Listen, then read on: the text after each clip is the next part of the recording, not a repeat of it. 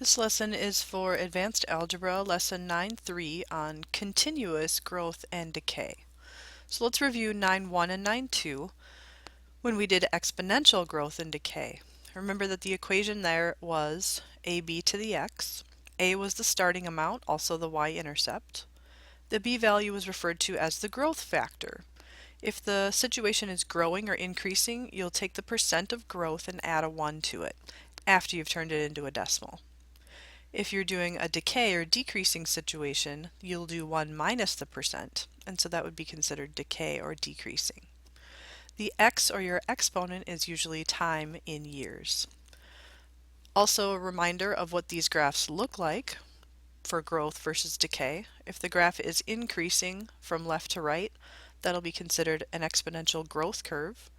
And if the graph is decreasing from left to right, it's going to be considered a decay exponential curve. So that's a review of ab to the x. Today we're going to look at a new formula for when the situation is continuously growing or decaying. So we typically call this the Pert formula, Pe to the RT power. And Pert isn't necessarily an important word for you to know, it's just an easy word to pronounce here to help you remember the formula. The word continuous is in quotes here because you'll only use this formula if that word continuous appears in the word problem. So the formula is P, and then E is a button on your calculator, and then you'll raise it to the R and the T. T is still going to be time like you're used to. The P is similar to the A value in the exponential equation. It's going to represent your starting amount or your y-intercept. The E is used. E is actually a number similar to pi. Pi is a symbol we use for the number 3.14. E is the number 2.7 approximately. And so there's a button that's pre-programmed on your calculator for you to use. And again, you'll only use that formula when the word continuous shows up in the word problem. So it'll say continuously growing or continuously decaying. The R value is similar to the B value, but with one major difference. Two major differences actually. The R value here is going to be your percentage, usually some kind of interest rate or growth rate, but you will not add or subtract a 1 in this case. If the R value represents growth, you'll simply turn that percentage into a decimal and keep it positive. If the R value is representing decay or decreasing, you'll simply make the R value negative after you turn it into a decimal. So let's practice this formula with some word problems.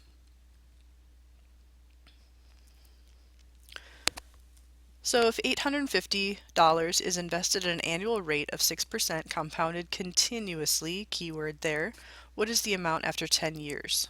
Because of the presence of the word continuously, we're not going to use ab to the x, we're going to use the Pert formula. The starting amount is the p value, so in this case 850.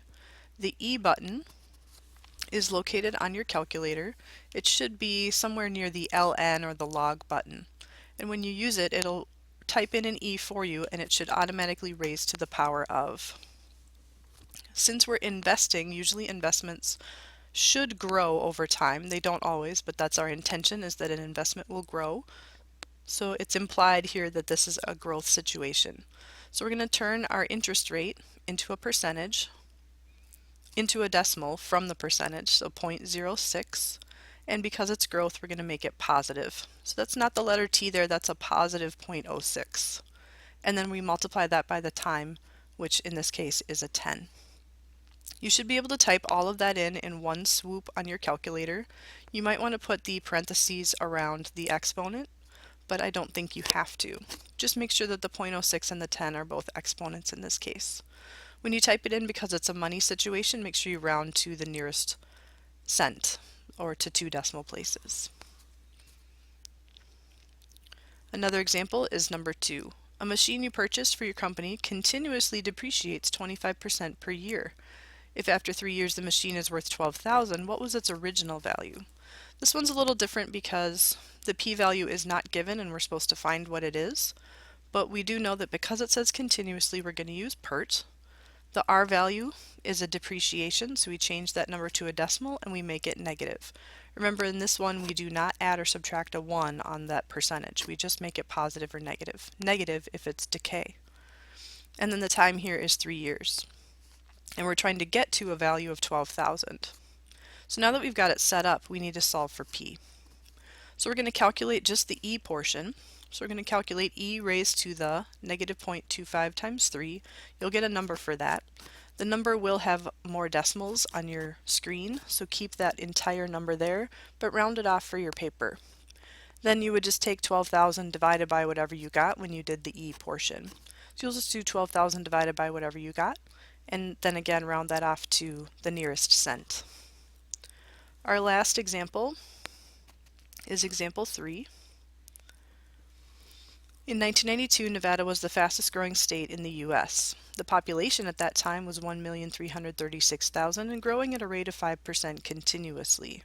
What will the population be in 2000? Again, because of the presence of the word continuously, we know we're going to use the Pert formula. The beginning amount here is a large number. It's the beginning population of 1,336,000. The e value needs to be there, so use the e button on your calculator. And then you're going to raise to the 0.05, because that's 5% as a decimal, for the time, which in this case we have to calculate. It's the difference between the 2 years given. So we're going to raise to the 8 there. The 8 came from 2000 minus 1992. Now when you type that in, you might get a funny looking answer. You might get an answer with an E in it. All that means is that your answer is in scientific notation. So you'll move the decimal point 6 places to the right, and if you need to, you just add in some extra zeros.